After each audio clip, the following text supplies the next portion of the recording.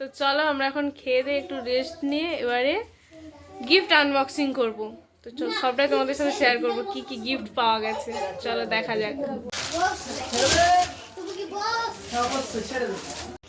এই যে এটা এটা আমাদের বাড়ি থেকে দেওয়া হয়েছে।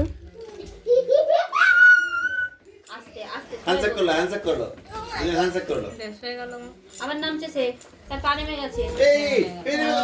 ও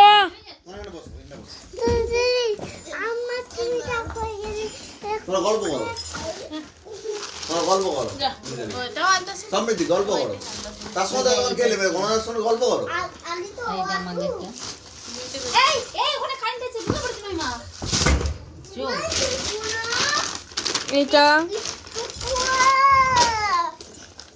এইটা বড় দিদির বাড়ি থেকে শাড়ি আর জিজুর জন্য জামা। আসো আসো আসো। আর আমরা জিজুর জন্য কি দিলাম সেটা তো বের করলি না, বলছি না ওখানেই তো ছিল।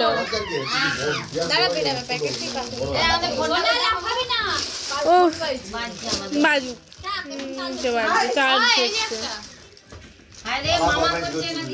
এইটা মাসিদের নাহলে ঝিলিকদের হবে। মনে হচ্ছে। এটাই তো মা? হ্যাঁ এই তো লোকনাথ বস্তালে, আর দেখতে হবে না। এর আগেরটা দিন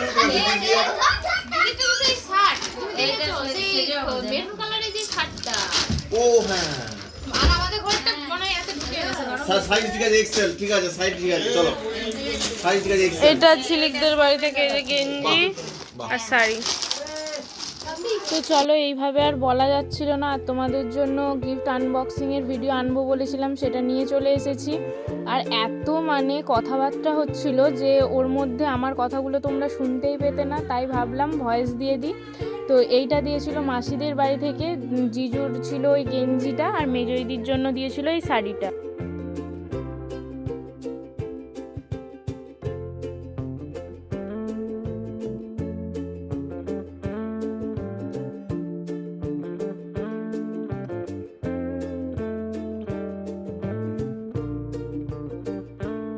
আর এইটা দিয়েছিল মামাদের বাড়ি থেকে, জিজুকে দিয়েছিল এই মেরুন কালারের গেঞ্জিটা, এটা ছিল ফুল হাতা গেঞ্জি।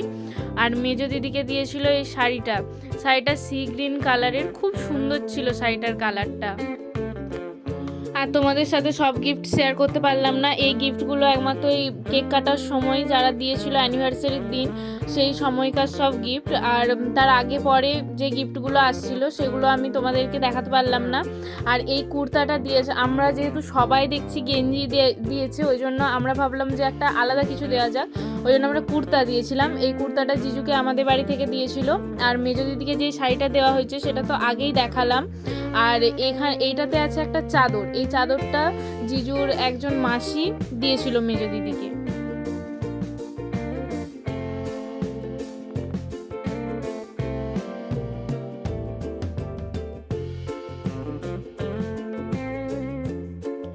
আর আমি যেহেতু এই সামনে থেকে সবাইকে দেখাতে পারছিলাম না, ঠিকঠাকভাবে দেখানোও যাচ্ছিল না, ওই জন্য আমি এখন ক্যামেরাটা বড় দিদিকে দিয়ে দিলাম যাতে আমি ভালোভাবে দেখাতে পারি। আর তখন এই যে আমি বলছিলাম যে কে কী দিয়েছে, তখন ভাবলাম হয়তো ভয়েস দিতে হবে না, এমনি বললেই শোনা যাবে, কিন্তু সবাই এত চিৎকার করছিল যে আমাকে ভয়েস দিতেই হলো। আর এই সোনাটা কোম্পানির ঘড়িটা মেজো দিদিকে দিয়েছিল জিজুর ছোট মামা।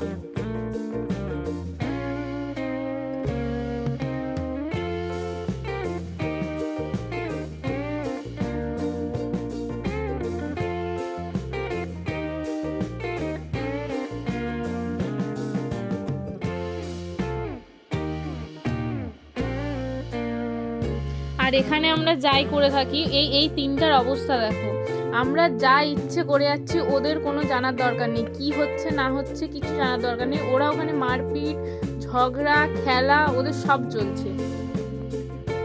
আর এটা জিজুর আর একজন মাসি দিয়েছিল ওই মেকআপ ব্রাশ, তারপরে ফাউন্ডেশন, মেকআপের সমস্ত কিছু রাখার জন্য একটা বক্স দিয়েছিল, খুব সুন্দর এটাও।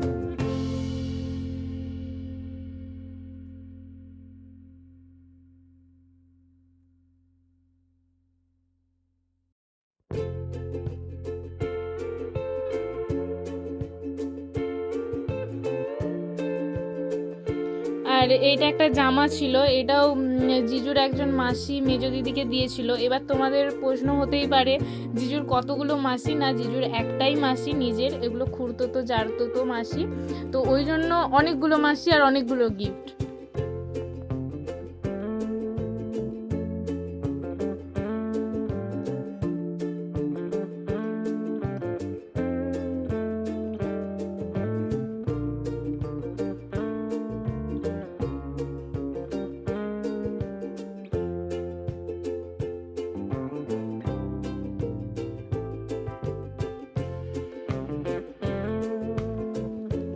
আর এটা দিয়েছিল জিজুর বড় মামা, মেজো দিদির জন্য একটা ব্যাগ দিয়েছিল, হ্যান্ড ব্যাগ, আর জিজুর জন্য একটা কাপ দিয়েছিল, কাপটাও আছে।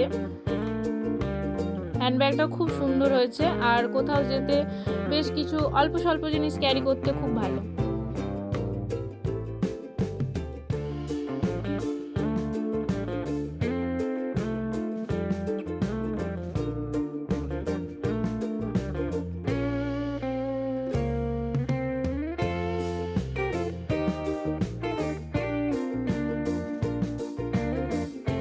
আর এই যে এই কাপটাই দিয়েছিল জিজুকে বড় মামা।